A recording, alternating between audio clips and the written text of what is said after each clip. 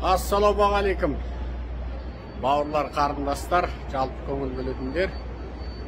Мынау әуежайға келіп қондық Вашингтонның Рональд Рейган Вашингтон National Airport. Рональд Рейган Вашингтон ұлттық әуежайына келіп қондық. Мына жазу сіздерге теріс көрінер, бірақ анау мамандар мұны теріс төңкеріп оқыса, мына камераны өзіме қарап түсірттім ғой. Бәрі дұрыс болады. Құдай қаласа, енді бүгін түнде кешкі шай, сосын ертең ресми жүздесу, бәрі жақсы, Құдайдың құдіретіменен бәрі дұрыс. Енді алдағы уақытта осы Вашингтондағы кездесулерді аяқтап, сосын Нью-Йоркқа қайтамыз.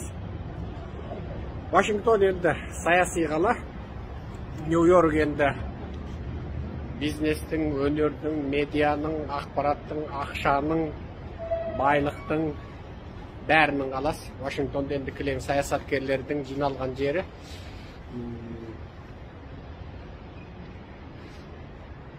Әттең қол қатты қыста болып тұр. Вашингтон мен Нью-Йорктың біреуінде үй жалдап тұруға.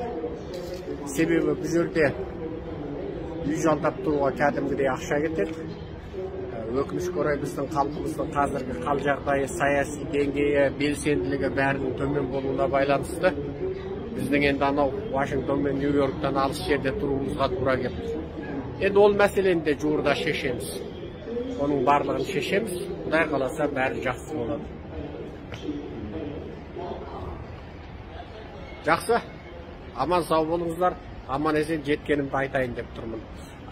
Жеткен уақытымды айта салайын. Телефоным қайда?